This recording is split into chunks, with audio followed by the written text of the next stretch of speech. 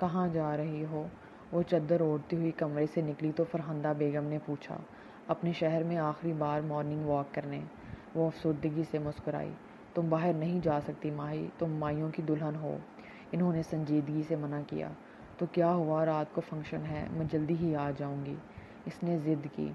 ماہی تم سمجھ نہیں رہی، پہلے زمانے میں تو لڑکیاں شادی سے پہلے پورا مہینہ گھر سے باہر نہیں نکلتی تھیں، اور تم ایک دن کے لیے بھی گھر نہیں ٹک سکتی۔ گھر میں اتنے رشتے دار جمع ہیں، کیا سوچیں گے؟ وہ نرمی سے سمجھاتے ہوئے بولی۔ ماما میں اکیلے کچھ دیر رہنا چاہتی ہوں، پلیز فکر نہ کریں، میں پارک میں ایک چکر لگا کر واپس آ جاؤں گی۔ وہ ان کے ماتھے پر پیار کر کے باہر نکل آئی۔ اسے گھر میں گھٹن محسوس ہو رہی تھی، دل انجانے خوف سے دھڑک رہا تھا۔ گھر میں جتنا وہ سب ہنس رہے تھے وہ اتنی ہی تکلیف میں تھی۔ دل زخمی تھا اور آنکھوں کو رونے کی اجازت بھی نہیں تھی۔ وہ بنا دیکھے چلتی جا رہی تھی۔ آج سنڈے تھا، اس لیے صبح کے وقت پارک میں زیادہ لوگ نہیں تھے۔ وہ تیز تیز چلتی ہوئی ایک ویران جگہ پر نکل آئی۔ کسی احساس کے تحت وہ رکی، اطراف میں دیکھا، ایک طرف درختوں کا جھنڈ تھا تو دوسری طرف ڈھلوان۔ وہ سوچ میں پڑ گئی کہ وہ آئی کس طرف سے تھی۔ میں شاید بہت آگے نکل آئی ہوں۔ وہ چند قدم پیچھے واپس لوٹ آئی تو آگے سے دو راستے نکلتے تھے اور دونوں طرف ہی ویرانی سی تھی۔ میں شاید یہاں سے آئی تھی۔ اس نے دائیں جانب رستے پر چلنا شروع کر دیا، لیکن وہ راستے اجنبی سے لگ رہے تھے۔ کوئی ذی نفس وہاں نظر نہیں آ رہا تھا اور پارک کا تو نام و نشان نہیں تھا، ورنہ وہ جس پارک میں آئی تھی وہ اتنا بڑا پارک تھا کہ بہت دور سے دکھائی دے جاتا۔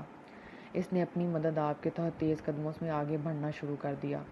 اسے پھر لگا کہ پیچھے کوئی آ رہا ہے۔ اس کا پورا جسم الرٹ ہو گیا۔ چھٹی ہنس کچھ ہونے کا احساس دلا رہی تھی۔ اس نے پیچھے مڑ کر دیکھا لیکن کوئی بھی نہیں تھا۔ شاید یہ میرا وہم ہے، لیکن اسی وقت کسی کا پاؤں پھسلنے سے پتوں کی چڑچڑاہٹ کی آواز سنائی دی۔ اس نے آواز کی سمت دیکھا تو وہاں کوئی تھا، درخت کی اوٹ میں نیچے کی طرف جھکا ہوا۔ اسے انجانا سا خوف محسوس ہوا اور پھر وہ خود کو تسلی دیتے ہوئے جیکٹ کی جیب میں سے موبائل نکال کر نمبر ملانے لگی۔ بھائی کو کال ملائی لیکن بزی، پھر بابا کو، لیکن ان کا نیٹ ہی آف تھا۔ گھر میں وائی فائی تھا لیکن وہ کالج میں واٹس ایپ کے استعمال کے لیے منتھلی پیکج کرتی تھی اور بیلنس تو اس کے پاس تھا ہی نہیں۔ اس نے جلدی سے ارتضیٰ کا نمبر نکالا جسے وہ چاہنے کے باوجود ڈیلیٹ نہیں کر سکی تھی۔ اس نے کال کی لیکن نو آنسر۔ پاؤں کی آواز اب بہت قریب سے سنائی دے رہی تھی۔ اس کے سر پر خطرہ منڈلانے لگا تھا۔ دل کی دھڑکن کانوں تک بجنے لگی۔ اس نے جلدی سے کانپتی ہوئی انگلیوں کے ساتھ وائس ریکارڈ پر کلک کیا۔ میں پارک میں ہوں، مجھے لگ رہا ہے کوئی میرا پیچھا کر رہا ہے، please help me, save me. ماہر نے دبی آواز میں ڈرتے ہوئے میسج سینڈ کیا اور پھر وہی میسج سارے نمبرز پر سینڈ کر دیا۔ کوئی تو جلدی سن لے گا۔ دل کی تیز دھڑکن کے ساتھ ٹک ٹک ٹک وہ میسج بھی سینڈ ہو رہے تھے۔ تبھی کسی نے پھر بہت پھرتی سے اس کے پیچھے کھڑے ہو کر گلے میں مضبوطی سے بازو حمائل کر لیا۔ ماہر کو اپنا دم گھٹتا ہوا محسوس ہوا، آنکھیں ابل کر باہر کو آ گئیں۔ گھٹی گھٹی آواز میں چلانا چاہا لیکن اس سے پہلے ہی اسے رومال سے زہریلی بو سنگھا دی گئی۔ اس کے ہاتھ ڈھیلے ہوئے اور کسی نے موبائل چھین لیا۔ اس کی آنکھوں میں سب کچھ دھندلانے لگا تھا اور آہستہ آہستہ غنودگی چھانے لگی۔ احساس مٹ گیا تھا اور جسم مفلوج ہو گیا اور پھر لمحوں میں سب بدل گیا تھا۔ مومنہ نے وائس میسج سنا تو سرس سے کان ملائی لیکن نمبر بند جا رہا تھا۔ وہ دوڑتی ہوئی نیچے آئی۔ ماما عمیر کدھر ہیں؟ اس نے پہلے عمیر کو بتانا ضروری سمجھا۔ فرحندہ بیگم نے حیرانی سے دیکھ کر پوچھا، کیا ہوا ہے ماما؟ مہیر کہاں ہے؟ وہ پاگلوں کی طرح پوچھ رہی تھی۔ بیٹا وہ تو باہر واک کرنے گئی ہے۔ مومنہ منہ پر ہاتھ رکھ کر انجانے خوف میں مبتلا ہو رہی تھی۔ دل میں وسوسے پیدا ہونے لگے۔ عمیر بابا کے ساتھ لاؤنج میں بیٹھا ناشتہ کر رہا تھا اور ساتھ رات کے فنکشن کو بھی ڈسکس کر رہے تھے۔ مومنہ دوڑتی ہوئی ان کی طرف آئی۔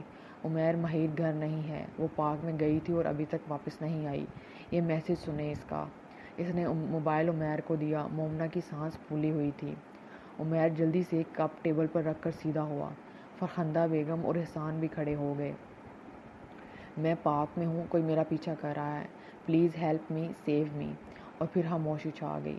ان سب کے پیروں تلے سے زمین ہی نکل گئی۔ عمیر اور حسان جلدی سے گاڑی کی طرف دوڑے۔ پورا پارک چھان مارا لیکن وہ کہیں بھی نہیں تھی۔ موت کا دوسرا نام خوف ہے جو اس وقت ان سب کو گھیرے ہوا تھا۔ پارک میں موجود لوگوں سے پوچھا لیکن وہ سب لا علم تھے۔ وہ شادی فنکشن سب کچھ بھول گئے، حتیٰ کہ خود کو بھی۔ یاد تھی تو بہن بیٹی جسے ہر صورت میں انہوں نے بچانا تھا۔ دوسری طرف سکندر ولا میں بھی ماہم نے روٹین کے مطابق آنکھ کھولتے ہی موبائل آن کیا اور ایک واٹس ایپ میسیج تھا اور باقی سب انسٹاگرام کے نوٹیفیکیشن۔ میسیج ایک دفعہ پھر بار بار اس نے کان سے لگا کر سنا تھا۔ اس کے چہرے پر بے یقینی سی چھا گئی تھی۔ شاید ماہی نے یہ مذاق کیا ہو۔ اس نے کال کی تو نمبر بند تھا۔ وہ کمبل پھینک کر ساتھ والے کمرے کی طرف گئی۔ ارتضیٰ سویا ہوا تھا۔ اس نے بازو ہلا کر جگایا تو وہ ہڑبڑا کر اٹھا۔ کیا مسئلہ ہے صبح صبح؟ ہر ٹائم گھوڑے پر سوار رہتی ہو؟ وہ غصے سے کہہ کر کروٹ بدل گیا۔ ماہم نے کچھ کہے بغیر میسیج آن کر کے اس کے کان سے لگا دیا۔ میں پارک میں ہوں، کوئی میرا پیچھا کر رہا ہے، please help me, save me. یہ آواز تو وہ سوتے ہوئے بھی پہچان جاتا۔ ایک جھٹکے سے موبائل پکڑ کر پھر سنا۔ دل کی دھڑکن جیسے رک رہی تھی۔ بے چینی سے نمبر ملایا۔ گہرا سانس لے کر خود کو نارمل کرنے کی کوشش کی۔ پھر ماہم کی طرف دیکھا۔ وہ ٹھیک ہوگی، میں ابھی دیکھتا ہوں، کہہ کر اٹھا اور جلدی سے منہ دھویا اور پھر بغیر کچھ اوڑھے نائٹ ٹراؤزر شرٹ میں ہی گاڑی بھگاتا ہوا لے گیا۔ اپنا موبائل آن کیا تو وہاں بھی وہی میسیج تھا۔ وہ سمجھ گیا تھا یقیناً اس نے سب کو سینڈ کر دیا ہوگا، اس لیے وہ فوراً ان کے گھر کی طرف آ گیا۔ اندر طوفان اٹھ رہا تھا۔ وہ خود کو تسلی دیتے ہوئے اندر آیا تو وہ سب بھی زندہ لاشیں بنے بیٹھے تھے۔ فرحندہ بیگم رو رو کر بے ہوش ہو گئی تھیں۔ ارتضیٰ نے آگے بڑھ کر عمیر کا کندھا ہلایا۔ تم؟ وہ ارتضیٰ کو دیکھتے ہی بولا۔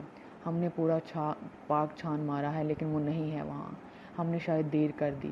وہ جوان مرد نہیں بلکہ ایک بھائی رو رہا تھا۔ ارتضیٰ کے چہرے کا رنگ بدلا۔ ذہن میں کہیں تاریکی سی پھیلنے لگی۔ دل ڈوب رہا تھا لیکن وہ ہاتھ پر ہاتھ رکھ کر نہیں بیٹھ سکتا تھا۔ آپ سب فکر نہیں کریں، میں نمبر ٹریس کروا رہا ہوں، ماہر مل جائے گی انشاءاللہ۔ وہ خود پریشان تھا لیکن تسلی دینا بھی ضروری تھا۔ ہم روز خبروں میں سنتے ہیں فلاں اسکول سے بچہ غائب، فلاں جگہ سے بچی غائب، لیکن افسوس کہ ہم صرف سنتے ہیں اور نظر انداز کر دیتے ہیں کہ خبریں تو جھوٹی ہوتی ہیں یا پھر پرانی، روز ایک ہی جیسی خبریں۔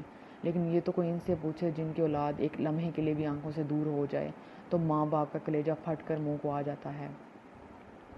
اور یہاں تو ان کی بچی چھین لی گئی تھی۔ سب کی سانسیں اٹکی ہوئی تھیں۔ آسمان سر پر گرنے کا مطلب، پیروں تلے زمین نکل جانے کا مطلب کہنے اور سننے والوں کو محسوس تک نہیں ہوتا، کیونکہ وہ تو صرف سنتے ہیں اور بولتے ہیں۔ یہ تو جن پر گزرے بس وہی اس تکلیف کو سمجھ سکتے ہیں۔ تب تو یہ محاورے بھی بیمانی سے لگتے ہیں۔ درد ایک ایسی چیز ہے جو لفظوں میں بیان ہی نہیں ہو سکتی۔ یہ صرف سہنے والے ہی جانتے ہیں اور پھر جان سے چلے جاتے ہیں۔ ارتضیٰ نے کال ٹریس کروا لی تھی اور پھر سے سارا پارک چھان مارا۔ آخری سگنل پارک کی پچھلی طرف سے ملے تھے۔ چند پاؤں کے نشان وہاں موجود تھے، ایک نشان کے اوپر ڈبل نشان۔ ارتضیٰ نے بیٹھ کر مٹی کو چھوا۔ وہ شاید 2 آدمی تھے۔ ہلکی سی آواز میں اہلکار کو بتایا۔ وہ ابھی کچھ بھی نہیں سوچنا چاہتا تھا، صرف یاد تھا اسے ڈھونڈنا ہے آج اور ابھی اسی دن شام سے پہلے۔ وہ ہر ایک سے رابطے میں تھا، ٹریفک کنٹرول، ٹول پلازے، CCTV فوٹیج، مشکوک لوگوں کی چیکنگ، لیکن کہیں سے بھی ابھی تک کوئی سراغ نہیں مل رہا تھا۔ گھر میں سب نے رونے کے بجائے دعائیں مانگنا شروع کر دیں اور تھوڑی ہی دیر بعد ارتضیٰ پھر حسان صاحب کے پاس آیا۔ کوئی دشمنی یا پھر کسی رشتہ دار سے ناراضگی، اور اگر کوئی چھوٹی سی بات بھی ہے تو بتا دیں پلیز، اس سے ہماری مدد ہوگی۔ وہ پروفیشنل لہجے میں بول رہا تھا۔ نہیں بیٹا، ہماری لمبی چوڑی فیملی تو ہے نہیں، تو پھر دشمنیاں کیسی؟ وہ ارتضیٰ کی طرف دیکھتے ہوئے بتا ہی رہے تھے کہ ان کا فون تھر تھرایا۔ ان نون نمبر سے میسیج آیا تھا۔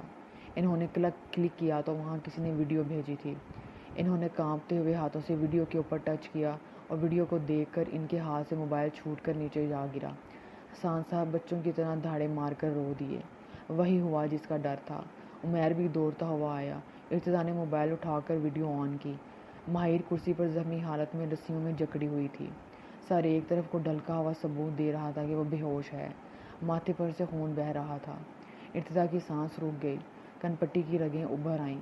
اس کا شدت سے دل چاہا کہ وہ بھی چلائے اور پوری بستی کو آگ لگا دے، لیکن وہ ضبط کی انتہا پر تھا۔ ایک نظر ان کی طرف دیکھ کر بولا، یہ موبائل میرے پاس رہے گا، اگر کسی کو بھی ان نون نمبر سے فون آیا تو اٹھانا نہیں، بلکہ انکل آپ ابھی اٹھیں اور میرے ساتھ تھانے چلیں۔ آپ فکر نہیں کریں، ہم فوراً ٹریس کر لیں گے۔ وہ انہیں زبردستی اپنے ساتھ تھانے لے گیا۔